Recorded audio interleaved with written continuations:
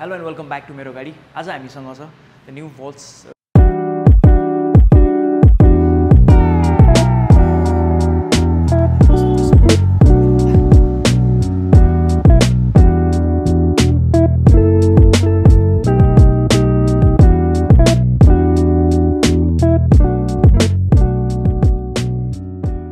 it's an EV, so let's get started with this. So first मा यसको ब्याट्रीको कुरा गरौँ। यसमा हामीले 16.5 किलोवाट आवरको ब्याट्री पाउँछौँ भने मोटरको कुरा गर्दा यसमा चाहिँ हामीले 34 किलोवाटको मोटर राखेको छ। अब अगाडिबाट हेर्दा त सम माइट थिङ्क यो गाडी चाहिँ अलिकति क्युट देखिन्छ भन्ने पनि सोच्नु होला हैन।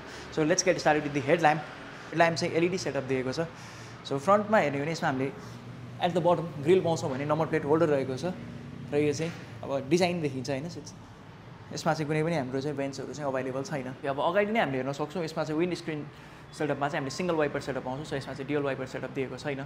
सो नाउ लेट्स सी अब ओभरअल डिजाइन हेर्दाखेरि चाहिँ डिजाइन लुक्स गुड है। अब टायरको कुरा गर्दा यसमा हामीले 13 इन्चको व्हिल पाउँछौँ। सो चारवटै टायर यसमा एलो व्हिल दिएको छ र एलोको डिजाइन हेर्नु भने पनि त्यो डिजाइन लुक्स स्टाइलिस। अब अलिकति माथि आएर हेर्दाखेरि चाहिँ आउटसाइड रियर भ्यू मिरर्समा हामीले यसमा साइड इन्डिकेटर्स पनि यही पाउन सक्छौँ। हेडलाइट इन्डिकेटर्स चाहिँ हाम्रो दुईटै ओआरभीएम्समा दिएको छ।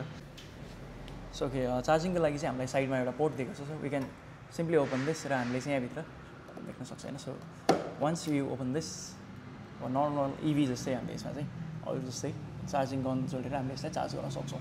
बडी कलर चाहिँ वाइट देख्न सक्छौँ भने रुफमा चाहिँ ब्ल्याक छ। अल्सो इट गेट्स सार्क फिन antenna which is a good touch है। यसमा चाहिँ हामीले सार्क फिन एन्टिना पनि पाउँछौँ।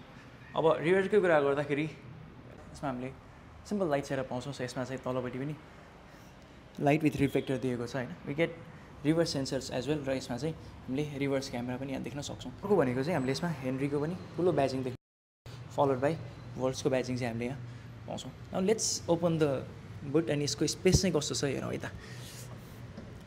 सो ओके यो बुट चाहिँ अब अगाडि बटनको हेल्पले हामीले ओपन गर्न सक्छौँ। यसो हेयर यु क्यान सी एउटा डिसेन्ट साइजको स्पेस देख्न सक्छौँ।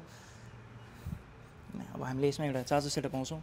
Like every other इभिज available in Nepalese market यसमा पनि हामीले स्पेयर व्हिल चाहिँ पाउँदैनौँ।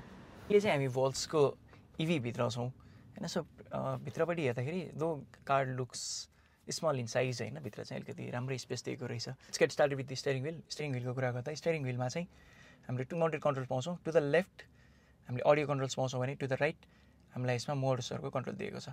अब डिस्प्लेको कुरा गर्ने हो भने यसमा हामीले 7 इन्चको डुअल डिस्प्ले सेटअप पाउँछौँ है। सो यो चाहिँ 7 इन्चको स्प्लिट सेटअप दिएको छ। अब सेन्टर कन्सोलकै कुरा गर्दा हामीले यसमा चाहिँ डी, एन र आर देख्न सक्छौँ। यसो तपाईँले अरू इभीमा देखिरहनु भएको छ भने अरू इभीमा चाहिँ जेनरली हामीले नब पाउँथ्यौँ फर गियर स्विच भने यसमा चाहिँ हाम्रो नेपालमा अहिले भएको मोडलमा हामीले ड्राइभ, न्युट्रल र रिभर्सको बटन पाउँछौँ। फर्दर यसको अलिकति तलपट्टि आइसकेपछि हामीले यसमा एसी युनिट्सहरूको कन्ट्रोल देख्न सक्छौँ है।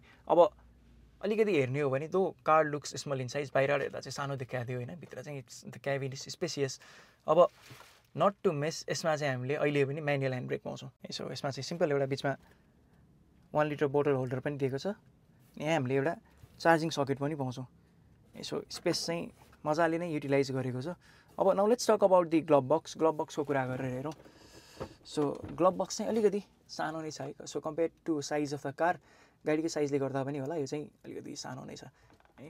अब talking about the door pockets चाहिँ स्पेस दिएको छ। सो हामीले यसमा चाहिँ मजाले 1 लिटरको बोतल चाहिँ राख्न सक्छौँ होइन विथ एडिसनल स्पेस। अब यो चाहिँ हाम्रो फ्रन्टको प्यासेन्जर साइडको डोर पकेट भयो भने अब यतापट्टि आएर हेरौँ ड्राइभर साइडको स्पेसमा चाहिँ हामीले हाम्रो पावर विन्डोजको कन्ट्रोल पाउँछौँ फलोड बाई यसमा चाहिँ हाम्रो सानो पकेट जुन लेफ्ट साइडमा दिएको छ त्यही नै कन्टिन्यू गरेको छ। यता पनि अलिकति तल हेर्ने हो भने यसमा हामीले हेडलाइट लेभलरको स्विच पाउँछौँ।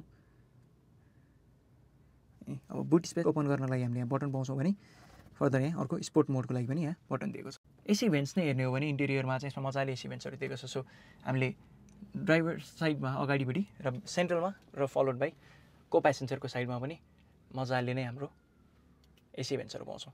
अब लाइट्सको कुरा गर्ने हो भने हामीले सेन्टरमा चाहिँ हामीलाई अगाडि एउटा रिडिङ ल्याम्प दिएको छ होइन। अब इनसाइड रियर भ्यू मिरर्स चाहिँ हामीले यस्तो पाउँछौँ विच इज म्यानुअली एडजस्टेबल। अब यो चाहिँ हामीले म्यानुअली एडजस्ट गर्नुपर्छ। यसमा अटोमेटिक केही पनि आउँदैन। अलिकति हेर्ने हो भने यसमा सानो सनलाइट पनि दिएको छ फर ड्राइभर। सो यसमा चाहिँ ड्राइभर साइडमा चाहिँ केही पनि आउँदैन। वेयर एज अन को प्यासेन्जर साइड फ्रन्टमा चाहिँ हामीले सो यसमा चाहिँ हामीले भ्यानिटी मिरर पनि दिएको छ so now let's talk about the back of the car so reverse सिटको पनि कुरा गरेर हेरौँ अहिले चाहिँ हामी यो गाडीको रियर सिटमा छौँ सो अब रियर सिटको कुरा गर्दा दुईजना बस्न चाहिँ मजाले नै ठाउँ छ यसमा what could have been better is headroom राम्रो छ द क्याबिन लुक्स स्पेसियस है सो क्याबिन चाहिँ एयरी छ स्पेसियस छ सो क्लस्ट्रोफोबिक चाहिँ हुँदैन बट अन्डर थाई सपोर्ट्स चाहिँ एकदमै बेटर हुन सक्थ्यो अब सिधा हेर्ने हो भने हामीले यसमा पनि रियरमा चाहिँ सिट बेल्ट्सहरू पाउँछौँ where as we also get isofix mount है सो यसमा चाहिँ हामीले हेर्न सक्छौँ आइसोफिक्स चाइल्ड माउन्ट पनि दिएको छ अब स्टोरेज स्पेस चाहिँ हेर्ने हो भने कम्पेयर टु फ्रन्ट हामीले पछाडि चाहिँ डोर पकेट्सहरू चाहिँ एकदमै बेसिक पाउँछौँ है सो अगाडि चाहिँ हामीलाई 1 लिटर बोतलहरू थियो भने यसमा चाहिँ छैन यसमा चाहिँ सानो हामीले पकेट मात्रै पाउँछौँ सेन्टरमा चाहिँ हामीलाई एउटा सेन्टर बोतल होल्डर दिएको छ त्यो बाहेक हामीले अरू कुनै एडिसनल स्पेसेसहरू चाहिँ पाउँदैनौँ साइज वाइज इट्स कम्प्याक्ट छ सानो देखिन्छ होइन it's good for city drive अब कसरी चाहिँ तपाईँको सिटी ड्राइभको लागि गाडी हेरिरहनु भएको छ भने this can be your another option thank you for watching follow for more